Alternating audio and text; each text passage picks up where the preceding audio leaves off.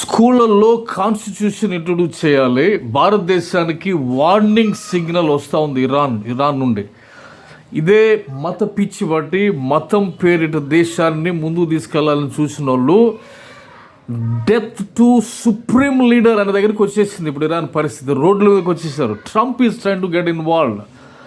భారతదేశంలో ఉన్న ప్రతి మత సంబంధమైనటువంటి మతం మీద దేశాన్ని, అది సనాతన ధర్మే కానీ ఇంకొకటే కానీ, మత ప్రాతిపదికన దేశాన్ని నిర్మాణం చేయాలని ఆలోచిస్తే కాన్స్టిట్యూషన్ పక్కన పెట్టి, constitution is our guiding light, protection, మన గ్రోత్ కారిడార్ అది. సో కాన్స్టిట్యూషన్ భిన్నంగా మత పునాదుల మీద కట్టాలనుకుంటే మన చుట్టుపక్కల అన్ని దేశాలు ప్రాబ్లంలు ఇరుక్కొని ఉన్నాయి. శ్రీలంక దగ్గర నుండి Pakistan, Bangladesh, all religious based అవి. Thank God, you should be happy, you are lucky that your born in India and it is your constitutional right. ఆ రాజ్యాంగాన్ని కాపాడుకోవాల్సిన బాధ్యత ప్రతి భారతీయుని మీద ఉందన్నమాట. అనసూయ తర్వాత నాన్ వెజ్, వాళ్ళకున్న స్వేచ్ఛని వాళ్ళ మానానికి వాళ్ళని వదిలేయాలి. ఖచ్చితంగా కాన్స్టిట్యూషనల్ రైట్స్ ఉన్నాయి. ఆర్టికల్ 19, ఆర్టికల్ 14, ఆర్టికల్ 25 వ్యక్తిగత స్వేచ్ఛ ఉన్నాయి. సో వాళ్ళ ఎక్స్ప్రెషన్ని, వాళ్ళ భావస్వేచ్ఛకి వాళ్ళని వదిలేయాలి. అదే టైంలో మత సంబంధమైన ఇన్సల్టింగ్ కామెంట్స్కి legal action, legal judiciary structure attract చేస్తుంది. కాబట్టి ఒక మతాన్ని కించపరుస్తూ ఉన్నప్పుడు ఖచ్చితంగా హిందూ సంఘాలు ఖచ్చితంగా లీగల్ యాక్షన్కి వెళ్ళాల్సిందే. లీగల్గా ఎందుకంటే ఒక దెబ్బ పడితేనే నెక్స్ట్ టైం నోరు చక్కగా పెట్టుకొని మాట్లాడుతూ అనుకుంటుంది. కాబట్టి మౌనంగా ఉంటూ మంచిది కాదు. మౌనంగా ఎప్పుడు ఉంటూ మంచిది కాదు. మౌనం దేశానికి మంచిది కాదు. మౌనం చాలా డేంజరస్. అందుకే ఐఎమ్ యాక్చువల్లీ సపోర్టింగ్ అనసూయ గారిని, నాన్ వెజ్ కానీ ఖచ్చితంగా నేను సపోర్ట్ చేస్తాను నేను. ఎందుకంటే వాళ్ళు మాట్లాడాలి. హిట్లర్ టైంలో మౌనమే అంత అనర్థానికి కారణమైంది. రువాండా జెనసైడ్ కారణానికి కూడా మౌనమే కారణం. రేడియోలో కొన్ని వారాలుగా వాళ్ళు మాట్లాడుతూ ఉన్నారంట. ఈ హీట్ ఏదైతే దట్ వయలెన్స్కి related heat was kept building. కానీ ఆ టైంలో ఇంటలెక్చువల్స్, రిలీజియస్ లీడర్స్ వీళ్ళు మౌనం దాల్చారు కాబట్టి రువాండాలో జెనసైడ్ జరిగింది. సో మౌనం అనేది చాలా అనర్థాలకి కారణమవుతుంది. కాబట్టి మనం మాట్లాడాలి. కాన్స్టిట్యూషన్ ప్రొటెక్ట్ చేసుకోవాలి. కాన్స్టిట్యూషన్ స్కూల్స్లో రావాలని నేను కోరుతున్నాను. ఎందుకంటే రైట్స్ అనేవి అందరికి తెలియాలి. లేకపోతే భారతదేశం తాలిబాన్ దేశంలాగా మారుతుంది. ఆఫ్ఘనిస్తాన్ కింద మార్చేస్తారు వీళ్ళు. క్వశ్చన్ చేయని వాళ్ళు ఉంటే, క్వశ్చన్ చేసే దేశాలు ఇన్నోవేషన్లో టాప్ దేశాలుగా ఉంటాయి. Top 10 countries are both innovative plus secular democracies. అవి వాళ్ళు అన్ని రంగాల అభివృద్ధిలోకి ముందుకు వెళ్తున్నారు. కారణం ఏంటంటే అక్కడ క్వశ్చన్ చేస్తారు. భారతదేశము ఇన్నోవేషన్ ర్యాంకింగ్ వచ్చేసి 103 అంట. That is where we are. ఎందుకంటే మనము సైలెంట్గా ఉంటాం, మౌనంగా ఉంటాం, చూస్తూ ఉంటాం. అది ప్రమాదం, దేశానికి ప్రమాదం. ప్లస్ ఇండియాలో టాప్ 100 యూనివర్సిటీస్, ఇది గ్లోబల్లీ టాప్ 100 యూనివర్సిటీ ఏదైతే ఉన్నాయో భారతదేశంలో ఒక్కటి లేవు. కారణం ఏంటంటే ఈ టాప్ 100 యూనివర్సిటీస్ క్వాలిటీ బేసిస్లో ఉంటాయి. అక్కడ ఓపెన్ డిబేట్స్, స్క్రూటినైజింగ్ రిలీజియన్స్ అట్లాంటివి ఉంటాయి. మనకి ఆర్టికల్స్ సపోర్ట్ చేస్తున్నాయి. అవి ఐడియాస్ని క్రిటిసైజ్ చేయాలి అని కాన్స్టిట్యూషన్ చెప్తుంది. ఎవరు క్రిటిసైజ్ చేస్తున్నారు? సనాతన ధర్మమే కానీ, క్రిస్టియానిటీ కానీ, ముస్లిం ధర్మమే కానీ క్రిటిసైజ్ చేయాలి. సైన్స్ వైపుకి వెళ్ళేటట్టుగా, సైంటిఫిక్ ఫీవర్ పెంచేటట్టుగా పౌరులందరూ బాధ్యత తీసుకోవాలి. అది మన కాన్స్టిట్యూషన్ ఇస్తున్న రైట్. అట్లా చేశారు కాబట్టే ఈ దేశాల అభివృద్ధిలోకి వెళ్ళినాయి. అందుకే మనం వెనకబడిపోయి ఉన్నాం. సో చాలా చాలా ఇంపార్టెంట్ ఇవి. Everybody need to speak, open up your mouth, protect democratic rights that were given to us. Top 100 universities ఒక్కటి లేవు. ఇండియాలో ఉంది ఏంటంటే బ్రెయిన్ డ్రైన్ అనేది ఉందంటే ఇక్కడ నుంచి వలస వెళ్ళిపోతుంటారు చదువుకున్న వాళ్ళందరూ. పిహెచ్డీలు చేసిన వాళ్ళు భారతదేశంలో ఎక్కువ మంది ఉండరు, ఎందుకంటే వాళ్ళకి ఆపర్చునిటీసు ప్యాకేజెస్ బెటర్ ఉంటాయి. And so I think 13-14 lakh professionals this PhD doctorates holders భారతదేశం విడిచిపెట్టి వెళ్ళిపోయినారు.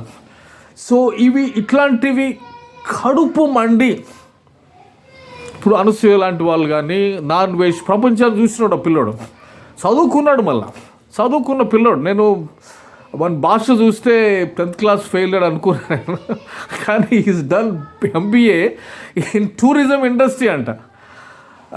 So that's why he's able to mobilise so much. Is got subscribers ఆమె లైక్ అప్ అండ్ డౌన్స్ వస్తాయి. Don't worry, no worries. But question చేయాలి, మాట్లాడాలి.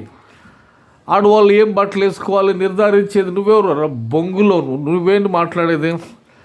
అట్లా మాట్లాడేది Taliban. నేను పేల్చి అవతలు పడేయాలి సీరియస్గా. తాలిబాన్లు భారతదేశానికి అవసరం లేదు ఇక్కడ. Seriously you go to Taliban, otherwise అక్కడికి వెళ్ళి అక్కడ జాయిన్ అయిపో. తాలిబాన్ చేతుల్లోకి దేశం వెళ్ళిన తర్వాత ఏమైంది? ఆడపిల్లలు స్కూల్స్కి పోవడానికి లేదు. నిన్ను తీసేయడం బెటర్. అప్పుడు ఆడపిల్లలు స్కూల్స్కి ఆపాలని నువ్వు ప్రయత్నం, అంటే నెక్స్ట్ లెవెల్ అది కాదు. చిన్నగా ఏం కట్టుకోవాలో చెప్తావు, తర్వాత చెవులో సీసం పోవాలని చెప్తావు. నెక్స్ట్ లైన్ ఇది. అది అర్థమైందా? అది అందుకోసం మీలాంటి వాళ్ళని ఫస్ట్ ప్యాక్ చేసేసి తాలిబాన్కి పంపించేస్తే అయిపోద్ది. భారతదేశం నుండి దరిద్రం వదిలిపోద్ది. ప్రతి ఐడియాని స్క్రూటినైజ్ చేయాలి. అది కాన్స్టిట్యూషన్ ఇచ్చినటువంటి హక్కు. అది క్రిస్టియానిటీని కానీ ఇస్లాంను కానీ హిందూ మతం. ఇప్పుడు హిందూ మతాన్ని కూడా స్క్రూటినైజ్ చేయాలి. క్వశ్చన్, ధర్మ సందేహాలు లేవనెత్తే వాళ్ళు కావాలి ఇక్కడ. ఎందుకంటే ఆ స్వేచ్ఛ ఉందని మాట్లాడతాం కాదు, అది దేశానికి మంచిది కాబట్టి. క్వశ్చన్ చేయటము బట్టి ఇన్నోవేషన్ అనేది వస్తుంది. టాప్ 100 యూనివర్సిటీస్ ఏదైతే చెప్పాను నేను, the question. And this top 10 democratic countries ఏదైతే ఉన్నాయో, ఇన్నోవేటివ్ కంట్రీస్ అవి. అండర్స్టాండ్, 1 or 3 మనము టాప్ 10 ఇన్నోవేటివ్ కంట్రీస్ రిచెస్ట్ కంట్రీస్లో ఉంటాయి. టాప్ 3, టాప్ 10 అక్కడే ఉన్నాయి. అన్ని యూనివర్సిటీలు క్వశ్చన్ చేస్తుంటారు, అందుకే వాళ్ళు ముందుకు వెళ్ళిపోతూ ఉంటారు. వాళ్ళు భారతదేశంలో రావాల్సింది అది. ప్రతి ఐడియాని క్రిటిసైజ్ ఇన్సల్ట్ చేయదు కానీ క్రిటిసైజ్ చేయాలి. చాలా మనకున్న అంటే ఏమంటారు, ఈ యొక్క మత పిచ్చిలో ఇప్పుడు ఇరాన్లో ఉన్నది, పాకిస్తాన్లో, ఆఫ్ఘనిస్తాన్లో ఉంది మత పిచ్చి. భారతదేశానికి కూడా పట్టింది అది మత పిచ్చి అనమాట. ఈ మత పిచ్చి వాళ్ళకి ఉండేది ఏంటంటే, మత పిచ్చి మీద దేశాన్ని కడదాం, వీళ్ళని ముందు ప్యాక్ చేసి ఎటను పంపించేసేయాలి. మత పిచ్చితోటి కాదు, మత పిచ్చి వాళ్ళని క్వశ్చన్ చేసే దమ్ము ఉన్నటువంటి నా అన్వేష్ లాంటి వాళ్ళు భారతదేశానికి ఒక 10 million కావాలా. ఈ దేశం మారాలంటే క్వశ్చన్ చేయనియాలి, మాట్లాడినియాలి. పిల్లల్ని మాట్లాడినివ్వాల్సిందే, మాట్లాడినియాలి. 10 million మాట్లాడితే మన దేశం నెక్స్ట్ 10 yearsలో అభివృద్ధిలోకి వస్తుంది. ప్రతిది క్వశ్చన్ చేయాలి, గల్లా పట్టుకోవాలి. ప్రైమ్ మినిస్టర్ నువ్వు ఎందుకు ప్రెస్ మీటింగ్ అవాయిడ్ చేస్తావు? ఏం రా నీదేమన్నా నీ అబ్బా సొమ్ము అనుకున్నావు? పోస్టు గెలిస్తే గెలిచినావు, బట్ నీకున్న పోస్టులో అకౌంటబిలిటీ అది క్వశ్చన్ చేయాలి. ఛానల్స్కే ఆ ధైర్యం లేకుండా ఉన్నారు. ఛానల్స్ అన్నీ కలిసి రాస్తా రోకులు చేయాలి ఢిల్లీలో. ప్రైమ్ మినిస్టర్ని మేము అకౌంటబిలిటీకి పిలుస్తున్నాం, అప్పుడు దేశం అభివృద్ధి చెందింది. తలకు మార్చిన టాపిక్లు తీసుకొని మాట్లాడేదానికంటే this media agencies network form చేసుకొని కోర్టుల్లో కేసులు వేయాలి, ప్రైమ్ మినిస్టర్ మీద కేసు వేయాలి. అకౌంటబిలిటీ ఎందుకు?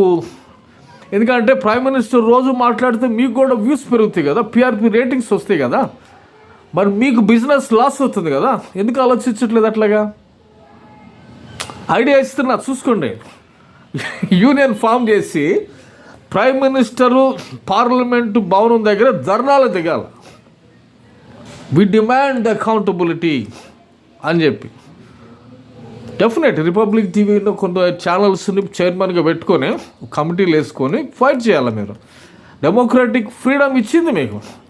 ప్రైమ్ మినిస్టర్ని how you are able to let him get away like that? అట్లా వదిలేస్తున్నారు ఆయన్ని. పెద్ద మనిషి అయితే అయినాడు ఆయన. క్వశ్చన్ చేయాలి, మళ్ళీ తోమాల క్వశ్చన్లతోటి ఆయన డ్రిల్ చేయాలి. అటు అపోజిషన్ వాడు మాట్లాడకుండా, మీడియా వాళ్ళు మాట్లాడకుండా దేశాన్ని ఏం చేద్దాం అనుకుంటున్నారు? దేశాన్ని ఇప్పుడు మీడియా సంస్థల మీద కేసులు వేయాలి యాక్చువల్గా. Why are you silent when PM is not talking or not being accountable? Definitely yes. Unless you take to the notice of the Supreme Court, I think justice have to be done for the country, right? Fourth pillar effectively పనిచేయాలి ఇక్కడ. అప్పుడు అన్ని దారికి వస్తాయి. అర్థమవుతుందా? So beautiful constitution ఉంది మనకి దేశాన్ని నిర్మించేదానికి. సో దాన్ని వాడుకొని దేశాన్ని అభివృద్ధిలో తీసుకెళ్ళాలి. బ్రెయిన్ డ్రైన్ అయిపోతుంది. లేకపోతే ఇన్స్టిట్యూషన్స్ వాడుకొని ఏమంటారు బిజినెసెస్ దోచి పెడతా ఉన్నాను. సిబిఐని, సిఐడిని, లేకపోతే all these institutions that are there అని చెప్పేసి అదొకటి ఫైట్ తీసుకోవాలి. ఎడ్యుకేషన్ రిఫార్మ్స్ రావాలి. ఇక్కడ పట్టింది ఏంటంటే మతం పట్టుకుంది ఇక్కడ. ఇది డైరెక్షను తాలిబాన్ వైపుకి వెళ్తుంది, అంటే నాశనం వైపుకి వెళ్తుంది. మాట్లాడాలి ఖచ్చితంగా మాట్లాడాలి. Channels I'm available 24/7. I'm available if you guys want me to speak on any of this. చాలా రిఫార్మ్స్ రావాల్సి ఉంది. ఓకే, ఎడ్యుకేషన్ ఉండాలా. మతము ప్లస్ ఎడ్యుకేషన్తో దేశం డెవలప్ అవుతుంది. సెక్యులరిజము ప్లస్ ఇన్నోవేషన్తో ఎకానమీస్ డెవలప్ అవుతున్నాయి. మనకు ఆల్రెడీ ఉన్న హార్డ్ కోర్ ఎవిడెన్సెస్ ఉన్నాయి. దానికి ఎవిడెన్స్ లేని మతాలను పట్టుకొని, అందుకే మతపు వాయిస్ని చైనా సైలెన్స్ చేసింది. ప్రైవేట్ వాళ్ళ ఎకానమీ జంప్ స్టార్ట్ అయినాయి. జనాలకు కావాల్సింది ఉద్యోగాలు ఇవి, కానీ ఈ మత పిచ్చి రేపటం అనేది దేశానికి ప్రమాదకరం. చాలామంది మేధావులు గుర్తిస్తున్నారు. Let us consolidate opposition voice and the media voice, and let us fight for the Constitution of India to build India to become a superpower Bharat. Thank you so much. Signing off, Dr. Anil.